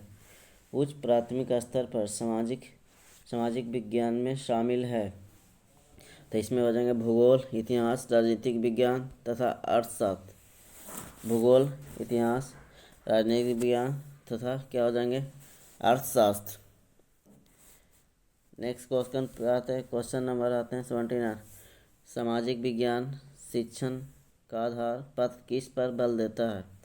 सामाजिक विज्ञान शिक्षण का आधार पत्र किस पर बल देता है। तो हो जाएगा विभिन्न मतों का सम्मान करना तथा विचारों एवं अभ्यासों का परीक्षण करना। विभिन्न मतों का क्या करना, सम्मान करना तथा विचारों एवं अभ्यासों का परीक्षण करना। नेक्स्ट क्वेश्चन पे आते हैं। एक मिनट। क्वेश्चन नंबर आते हैं 80। सामाजिक विज्ञान की पाठ्य पुस्तकों में मानचित्रों और आरेखों का प्रयोग प्रासंगिक है क्योंकि वे बोला जा रहा है कि सामाजिक विज्ञान की पाठ्य पुस्तकों में मानचित्रों और आरेखों का प्रयोग प्रासंगिक है क्योंकि पाठ्य पुस्तक को आकर्षित बनाते हैं। वो क्या करते हैं? पाठ्य पुस्तक को आकर्षित बनाते हैं। क्वेश्चन नंबर आते हैं 81। कक्षा में पाठचर्या के लिए दिए जाने वाले सामाजिक आंदोलन के प्रति अध्ययन में निम्नलिखित का होना आवश्यक नहीं है। कक्षा में परिचर्या के लिए दिए जाने वाले सामाजिक आंदोलन के प्रति अध्ययन में निम्नलिखित का होना आवश्यक नहीं है। तो आंदोलन का समाधान क्या हो जाएंगे? आंदोलन का समाधान होना आवश्यक नहीं है। बाकी पृष्ठभूमि, आंदोलन के पृष्ठभूमि, आंदोलन के उद्देश्य, आंदोलन से संबंधित समस्याओं के बीच ये सारे होना जरूरी है। नेक्स्ट क्वेश्चन पे आते हैं 82 पे। बोला जा रहा है कक्षा 8 के विद्यार्थियों को मानव संसाधन के अध्ययन के समय आप विद्यार्थी में किस मुख्य संदेश को विकसित करना चाहेंगे? क्या बोला जा रहा है इसमें कि कक्षा 8 के विद्यार्थियों को मानव संसाधन के अध्यापन के समय आप विद्यार्थी में किस मुख्य संदेश को विकसित करना चाहेंगे? तो हो जाएगा उसमें संसाधन के रूप में लोगों का महत्व। संसाधन के रूप में क्या है? लोगों का महत्व देना। नेक्स्ट क्वेश्चन आते हैं 83। बोला जा रहा है कि निम्नलिखित में से कौन सा एक ग्राम पंचायत का कार्य नहीं है? निम्नलिखित में से कौन सा एक है जो ग्राम पंचायत का कार्य नहीं है? तो इसका हो जाएंगे ग्राम पंचायत के कार्य। इसका ग्राम पंचायत के क्या क्या कार्य होते हैं तो देख लेते हैं कि सड़कों, नालियाँ, स्कूल, भवनों, पानी के स्रोतों और अन्य सार्वजनिक उपयोग के भवनों का निर्माण और रख रखाव का कार्य किया जाता है ना। क्या कहता है? इस ग्राम पंचायत के क्या हो गए? कार्य हो गए। स्थानीय कर लगाना, इकट्ठा करना, ग्राम पंचायत अपने पंचायत को सचिव को चुनना, ये नहीं होगा। बाकी होंगे है ना। ग्राम पंचायत अपने सचिव को चुनना, ये ग्राम पंचायत का कार्य नहीं हो रहा। तो इसमें पूछा गया था इनमें से कौन सा नहीं है? इसका कौन सा कार्य ग्राम पंचायत के जो नहीं हो जाएंगे है ना। ग्राम पंचायत का कार्य नहीं है। देखिए, चलिए नेक्स्ट क्वेश्चन पे आते हैं। क्वेश्चन नंबर 84 पे बोला जा रहा है कि निम्नलिखित में से कौन सा एक दीवानी कानून के दायरे में नहीं आता है? निम्नलिखित में से कौन सा एक दीवानी जो कानून के दायरे में नहीं आता है? तो इसका क्या हो जाएंगे? दहेज के लिए महिला को परेशान करना। दहेज के लिए महिला को परेशान करना। बाकी ज़मीन को बेचने से संबंधित विवाद हो जाएंगे। उसके बाद हो जाएंगे तलाक का केस फाइल करना, बच्चों को रखने का दावा करना, ये इसमें सारे हो जाएंगे। क्वेश्चन नंबर न्यायपालिका के संबंध में निम्नलिखित कथनों में से कौन सा कथन गलत है? न्यायपालिका के संबंध में निम्नलिखित कथनों में से कौन सा कथन गलत है? तो गलत कथन का चयन करना है। इसमें क्या हो जाएंगे? गलत, न्यायिक व्यवस्था नागरिकों एवं सरकारों के बीच पैदा होने वाले विवादों को हल करने की क्रिया विधि उपलब्ध कराती है, परंतु दो राज्यों के सरकारों के बीच नहीं, है ना। इसमें क्या हो जाएगा? न्यायिक व्यवस्था नागरिकों एवं सरकारों के बीच पैदा होने वाले विवादों को हल करने की क्रिया विधि उपलब्ध कराती है, परंतु दो राज्यों के बीच क्या नहीं। क्वेश्चन नंबर आते हैं 86 पे। संवैधानिक उपचारों का अधिकार के अंतर्गत संवैधानिक उपचार का अधिकार के अंतर्गत क्या आते हैं इसमें? तो इसका हो जाएंगे, इसका देखिए, इसमें यदि किसी नागरिक को लगता है कि राज्य द्वारा उसको किसी मौलिक अधिकारों का उल्लंघन हुआ है तो वह अदालत में जा सकता है ना। यदि किसी नागरिक को लगता है कि राज्य द्वारा उसके किसी मौलिक अधिकारों का उल्लंघन हुआ है तो वो कहाँ जा सकता है? वो राज्य अदालत में वो क्या कर सकता है? तो वो अदालत में जा सकता है। अनु मॉल क्या बोलते हैं को, इसका क्या हो जाएगा क्वेश्चन नंबर 86 में संवैधानिक उपचार जो अनुच्छेद कितने में बोला गया है, अनुच्छेद 32 में दी गई है ना। अनुच्छेद की बात करें तो संवैधानिक उपचार अनुच्छेद 32 में किया गया और वे अनुच्छेद 226 के तहत वह मौलिक अधिकार के उल्लंघन पर उच्च न्यायालय में अपील कर सकता है। अनुच्छेद 226 के तहत वो कहाँ पे वो उच्च न्यायालय में अपना क्या कर सकता है, वो अपील कर सकता है। ठीक है। क्वेश्चन नंबर आते हैं 87 पे। संयुक्त राज्य अमेरिका में नागरिक अधिकार आंदोलन शुरू हुआ था। संयुक्त राज्य अमेरिका में नागरिक अधिकार आंदोलन शुरू हुआ था। तो इसका कब शुरू हुआ था? सभी अफ्रीकी अमेरिकन नागरिकों के लिए समान अधिकारों तथा जातीय विभेद की समाप्ति की मांग के लिए। जातीय विभेद की क्या करने के लिए? समाप्ति की मांग के लिए क्या हुआ था? आंदोलन शुरू हुआ था। क्वेश्चन नंबर आते हैं 88 पे। Question number 88। क्वेश्चन नंबर 88 देखिए, बोला जाए कि भारतीय संसद के बारे में निम्नलिखित में से कौन सा कथन सत्य नहीं है? कौन सा कथन इसमें सत्य नहीं है? भारतीय संसद के बारे में पूछा जा रहा है। तो भारतीय संसद में इसका क्या हो जाएगा? वित्त से संबंधित मामले में संसद की मंजूरी सरकार के लिए महत्वपूर्ण नहीं होती है। वित्त से संबंधित मामले में संसद की मंजूरी सरकार के लिए महत्वपूर्ण नहीं होती है। बाकी सब चीज़ का संसद का सत्र चल रहा हो तो उसमें सबसे पहले प्रश्नकाल होता है। उसमें क्या होता है? सबसे पहले प्रश्नकाल होता है। भारतीय संसद के 3 अंग होते हैं, राष्ट्रपति, राज्यसभा और लोकसभा। उसके बाद हमारी व्यवस्था में संसद के पास महत्वपूर्ण शक्तियाँ हैं क्योंकि वह जनता का प्रतिनिधित्व क्या करती है? जनता का प्रतिनिधित्व करती है।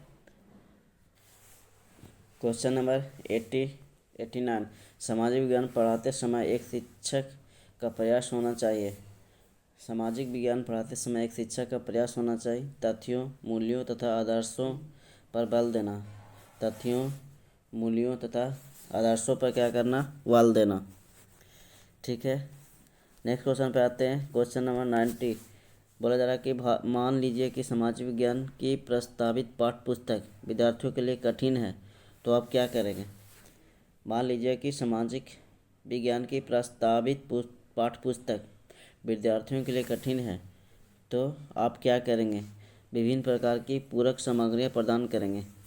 उसमें क्या करेंगे कि हम विभिन्न प्रकार की पूरक सामग्रियाँ उसको प्रदान करेंगे। अगला क्वेश्चन पे आते हैं। अब यहाँ से क्वेश्चन भाग 3 का क्वेश्चन देखने को मिले। क्वेश्चन नंबर आते हैं 91 से 99 तक। एक गद्यांश दिया गया है, उसको हम लोग को क्या करना? पढ़ के और उसको विकल्प का चयन करना है ना, उचित विकल्प का चयन करना। गद्यांश को पढ़ते हैं एक बार। बोला जा रहा है कि पर्यावरण के प्रति गहरी संवेदनशीलता प्राचीन काल से ही मिलती है। पर्यावरण के प्रति गहरी संवेदनशीलता प्राचीन काल से ही मिलती है। अर्थवेद में लिखा है कि भूमि जो है माता है, भूमि माता है, हम पृथ्वी की संतान है। ठीक है, क्लियर है। एक स्थान पर यह भी लिखा है कि हे पवित्र करने वाली भूमि, हम कोई ऐसा काम न करें जिससे तेरे हृदय को आघात पहुँचे। हृदय को आघात पहुँचाने का यहाँ अर्थ यह है कि पृथ्वी की पारिस्थितिकी तंत्र के साथ क्रूर छेड़छाड़ हमें प्राकृतिक संसाधनों के प्रति और असीमित दोहन से बचना होगा। प्राकृतिक संसाधनों के प्रति और असीमित दोहन से बचना होगा। आज आवश्यकता इस बात की है कि विश्व के तमाम राष्ट्र जलवायु परिवर्तन के गंभीर खतरे को लेकर आपसी मतभेद भुला दें और अपनी जिम्मेदारी ईमानदारी से निभाएं ताकि समय रहते सर्वनाश से उबरा जा सके। विश्व विनाश से निपटने के लिए जो विश्व विनाश से निपटने के लिए सामूहिक एवं व्यक्तिगत प्रयासों की जरूरत है। इस दिशा में आंदोलन हो रहे हैं। अरण्य रोदन के बदले अरण्य संरक्षण की बात हो रही है। सचमुच हमें आत्म रक्षा के लिए पृथ्वी की रक्षा करनी होगी। ठीक है, यहाँ तक क्लियर है। भूमि माता और हम उनकी संतान, इस कथन को चरितार्थ करना होगा। भूमि माता और हम उनकी क्या है, संतान है। ठीक है, चलिए क्वेश्चन पे आते हैं। क्वेश्चन नंबर 91, हम पृथ्वी की संतान है, यह यहाँ हमसे तात्पर्य है। हम पृथ्वी की संतान है, यहाँ हमसे क्या तात्पर्य है? तो हो जाएंगे संसार के सभी लोग से। इसमें क्या हो जाएंगे, संसार के सभी लोग से। अगला क्वेश्चन पता है, पर्यावरण का संधि विच्छेद होगा। पर्यावरण का संधि विच्छेद होगा तो परिजोड़ आवरण, इसका क्या हो जाएंगे, परिजोड़ आवरण, पर्यावरण। नेक्स्ट क्वेश्चन पे आते हैं, हम प्रकृति के हृदय को आघात पहुंचाते हैं यदि हम प्रकृति को हृदय की क्या करते हैं, आघात पहुंचाते हैं। यदि हम पारिस्थितिकी तंत्र से हम क्या करेंगे, छेड़छाड़ करेंगे, तब पारिस्थितिकी तंत्र से छेड़छाड़ करते हैं तो। नेक्स्ट क्वेश्चन आते हैं कि सर्वनाम से उभारा जा सकता है या उभारा का अर्थ क्या होगा? सर्वनाम से उभरा जा सके यानी उभरा का अर्थ पूछा है इसमें, तो हो जाएंगे बचना, है ना, बचा। उभरा का अर्थ इसमें क्या होगा, बचा। अगला क्वेश्चन पे आता है, गद्यांश में चरितार्थ करना का उल्लेख है, इसका आशय क्या है? गद्यांश में चरितार्थ करना का उल्लेख है, इसका आशय है क्या हो जाएंगे, सिद्ध करना। क्या हो जाएंगे, सिद्ध करना। क्वेश्चन नंबर आते हैं 96 पे, विश्व के सभी देशों से अपेक्षा की गई है कि वे विश्व के सभी देशों से अपेक्षा की गई है कि वे हैं क्या है, अपने उत्तरदायित्व ईमानदारी से निभाए। अपने उत्तरदायित्व क्या करें, ईमानदारी से निभाए। क्वेश्चन नंबर आते हैं 97, अरण्य संरक्षण का अर्थ है। अरण्य संरक्षण का अर्थ पूछा जा रहा है इसमें, तक इसका क्या हो जाएंगे, वनों का रक्षा। क्या हो जाएंगे, वनों की रक्षा। 98 पे आते हैं, जो संबंध माँ और उसकी संतान में है वही संबंध पृथ्वी और उस पृथ्वी के निवासवासियों से है। जो संबंध माँ और उसकी संतान में है तो वही संबंध पृथ्वी और पृथ्वी निवासवासियों से है। अगला क्वेश्चन पे आते हैं 99 पे, है ना। 90 क्वेश्चन नंबर 99, क्रूर शब्द है। क्रूर शब्द पूछा जा रहा था, इसमें क्या हो जाएंगे, विशेषण हो जाएंगे। क्रूर शब्द क्या हो जाएंगे, इसका विशेषण हो जाएंगे। क्वेश्चन नंबर आते हैं 100 से लेकर 105 तक। इसमें एक क्या दिया गया, कविता दिया गया। पंक्ति को पढ़कर पूछे गए प्रश्न का उचित विकल्प का क्या करना है, चयन करना। चलिए, काव्यांश दिया गया है, चमकीली है सुबह आज की आसमान में। चमकीली है सुबह आज की आसमान में, निश्चय कल की ही सुबह और चमकीली होगी। बेचैनी की बाहों में कल फूल खिलेंगे, घुटन गमकती सांसों की आवाज़ सुनेगी। घुटन गमकती सांसों की आवाज़ सुनेगी। कुंठाओं की टहनी छिन छिन होगी फिर। क्या बोला जा रहा है कि कुंठाओं की टहनी छिन छिन होगी फिर। आशा अपने हाथों से अब सुकून चुनेगी। आशा अपने हाथों से क्या बोल रहे कि अब वो क्या करेगी, सुकून चुनेगी। चटकीली है आज चहकती हुई चांदनी। चटकीली है आज क्या है, चहकती हुई चांदनी, बहुत ज़्यादा क्या है, चांदनी रात है। कल चंदा की किरण और चटकीली होगी। कल चंदा की किरण और क्या होगी, चटकीली होगी। खुल जाएंगे अब सबके दिल के दरवाजे। आँखें अपनी आँखों को पहचान सकेगी। और आँखें अपनी आँखों को क्या करेगी, पहचान सकेगी। चलिए उसका हम लोग क्वेश्चन पर चलते हैं। क्वेश्चन नंबर 100, काव्यांश में चमकीली सुबह का आशय क्या है। काव्यांश में चमकीली सुबह का आशा क्या है? तो इसमें अंधकार समाप्ति के बाद क्या है? आशा भरी सुबह होगी। मतलब क्या होगी इसमें? अंधकार समाप्त हो गया, अब आशा भरी क्या होगी? सुबह होगी। ठीक है। क्वेश्चन नंबर आते हैं 101 से आते हैं। कविता को विश्वास है कि, कवि को विश्वास है कि, इसमें क्या हो जाएंगे? कवि को विश्वास है कि, तो क्या हो जाएगी? कल की सुबह आज से अच्छी होगी। कल की सुबह होगी जो आज से अच्छी होगी। क्वेश्चन नंबर 102, कुंठाओं की टहनी छीन छीन होगी से तात्पर्य क्या है? कुंठाओं की टहनी छीन छीन होगी से तात्पर्य पूछा जा रहा है इसमें। तो इसका हो जाएगा निराशा दूर दूर होगी। क्वेश्चन नंबर 102, कुंठाओं की टहनी छीन छीन होगी से क्या तात्पर्य है? निराशा दूर होगी। इसमें क्या होगा कि निराशा दूर होगी। क्वेश्चन नंबर 103, चांदनी का विशेषण है। चांदनी का विशेषण पूछा जा रहा है। तो इसमें क्या हो जाएंगे? चटकीली। चांदनी का विशेषण क्या होगी? चटकीली। 104 पे आता है, दिल के दरवाजे खुल जाएंगे का क्या अर्थ है? दिल के दरवाजे खुल जाएंगे का क्या अर्थ है? दिलों से सबके प्रति मित्रता होगी। दिलों से सबके प्रति क्या होगी? मित्रता होगी। सुकुम का पर्यायवाची शब्द नहीं है। सुकुम का पर्यायवाची शब्द नहीं है तो हो जाएंगे कमल। इसका क्या हो जाएंगे? कुसुम का पर्यायवाची शब्द कमल। क्वेश्चन नंबर आते हैं 106, उच्च प्राथमिक स्तर पर समझकर पढ़ने के संदर्भ में सर्वाधिक महत्वपूर्ण है। तो सर्वाधिक महत्वपूर्ण इसका क्या हो जाएगा? किसी लिखित समग्र का नियतार्थ समझना। इसमें क्या हो जाएंगे? किसी लिखित समग्र का नियतार्थ समझना, है ना। अगला क्वेश्चन पे आते हैं। क्वेश्चन नंबर 107 पे आते हैं।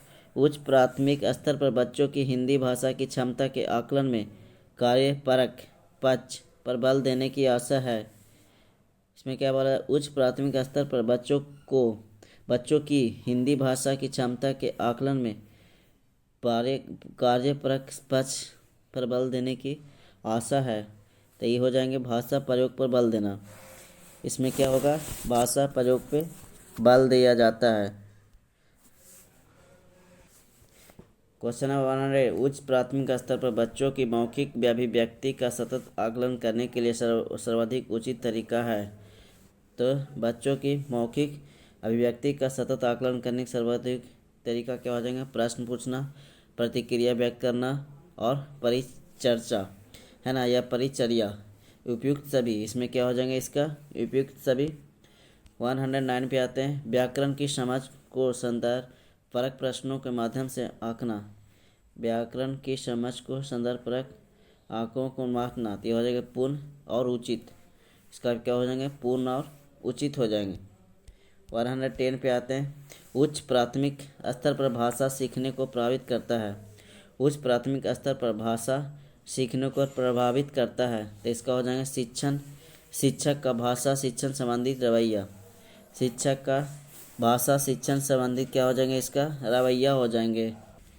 जो बच्चे विशेष रूप से पढ़ने में कठिनाई महसूस करते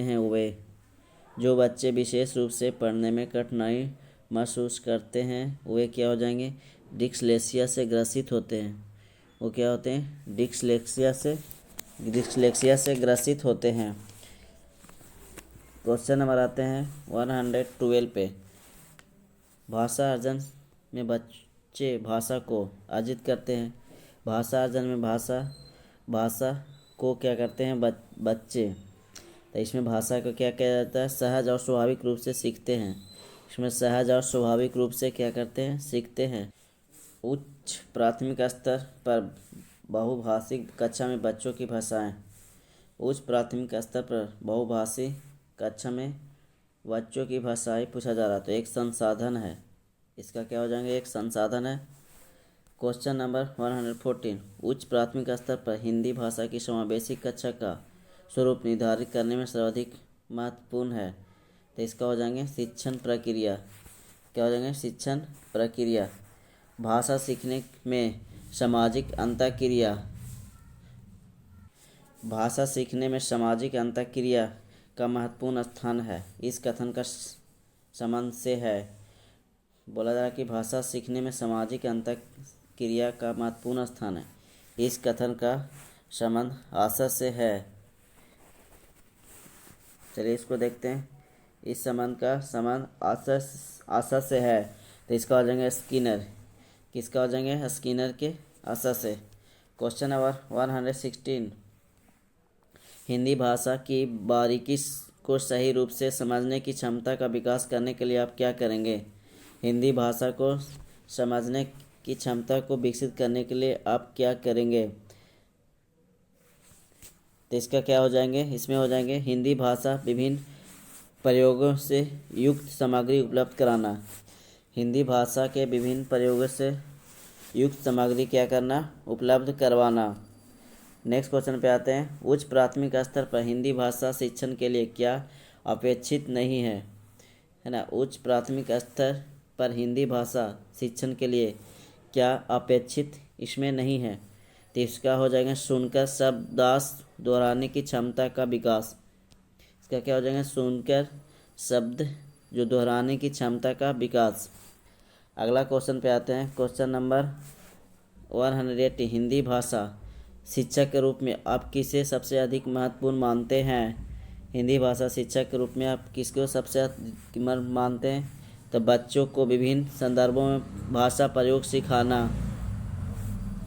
बच्चों को विभिन्न संदर्भों में भाषा प्रयोग सिखाना हो जाएगा इसमें, ठीक है।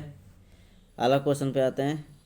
7वीं कक्षा में पढ़ने वाली रूबी कक्षा में सबसे पहले अपना कार्य समाप्त कर लेती है। हिंदी भाषा शिक्षक के रूप में आप क्या करेंगे। हिंदी भाषा शिक्षक के रूप में आप क्या करेंगे। तो इसका हो जाएंगे रूबी को उसकी पसंद का कार्य करने के लिए कहेंगे। रूबी को उसकी पसंद का कार्य करने के लिए कहेंगे। नेक्स्ट क्वेश्चन, आज का लास्ट क्वेश्चन है। आप लोगों को अगर वीडियो अच्छा लगा, वीडियो के अंत तक बने रहने के लिए आप सभी को धन्यवाद। अगर वीडियो अच्छा लगता है तो वीडियो को लाइक कर दें, चैनल पे नए हैं तो चैनल को सब्सक्राइब कर दें और वीडियो को ज़्यादा से ज़्यादा शेयर कर दें। अगला आज का लास्ट क्वेश्चन है। उच्च प्राथमिक स्तर पर हिंदी भाषा शिक्षण में सर्वोपरि महत्वपूर्ण सामग्री है। सर्वोपरि महत्वपूर्ण सामग्री की बात बोला जा रहा है, तो इसमें बाल साहित्य हो जाएंगे। इसका क्या हो जाएंगे, इसका बाल साहित्य। उच्च प्राथमिक स्तर पर हिंदी शिक्षण में सर्वोपरि महत्वपूर्ण बाल साहित्य है, क्योंकि बाल साहित्य में वर्णित कहानियाँ होती है, कविता होती है आदि के अध्ययन से भाषा का प्रयोग पकड़ क्या होती है, मजबूत होती है। ठीक है, क्लियर है सभी को यहाँ तक। वीडियो के अंत तक बने रहने के लिए सभी को धन्यवाद।